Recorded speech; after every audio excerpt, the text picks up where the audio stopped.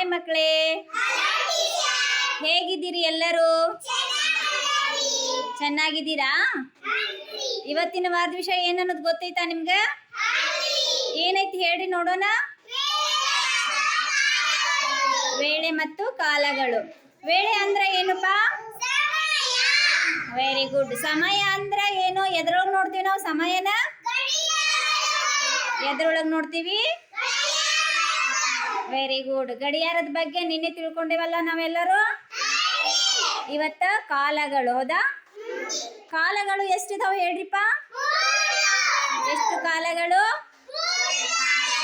3 ಕಾಲಗಳು. First ಬರೋದು ಯಾವ ಕಾಲಪ್ಪ? ಯಾವ ಕಾಲ?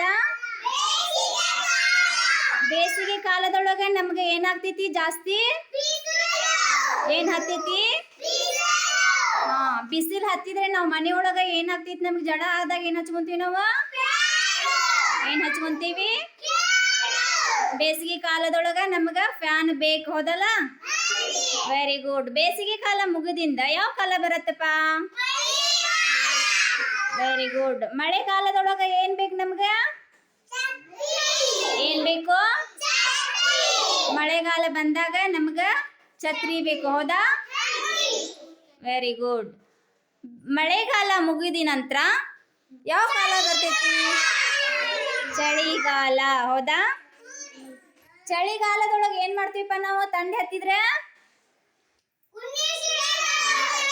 ಉಣ್ಣಿ ಶೂಟ್ರ್ ಹಾಕೊಂತೇವಿ. ಮತ್ತೆ ಟೋಪಿ, ಮತ್ತೆ ಕುಂಚಿಗಿ. ಥಂಡಿ ಹತ್ತಿದ್ರೆ ಏನ್ ಮಾಡ್ತೀವಿ ನಾವು? ಎದ್ರೊಳಗೆ ಕಾಸ್ಕೊಂತೀವಿಪ್ಪ ನಾವು? ಉರಿ ಒಳಗ. ಹೌದಲ್ಲ?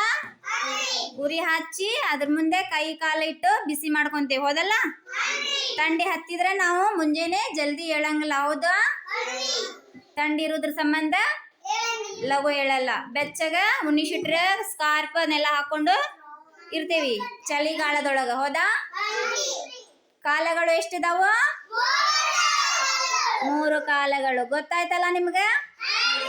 ಬೇಸಿಗೆ ಕಾಲದೊಳಗೆ ಏನ್ ಬೇಕು ನಮ್ಗೆ? ಫ್ಯಾನ್ ಬೇಕು. ಮತ್ತೆ ಊಟ ಎಂತದು ಅಂತೀವಿ ನಾವು? ಆರಿದ್ದು. ಯಾವ್ದು ಊಟ ಅಂತೀವಿ?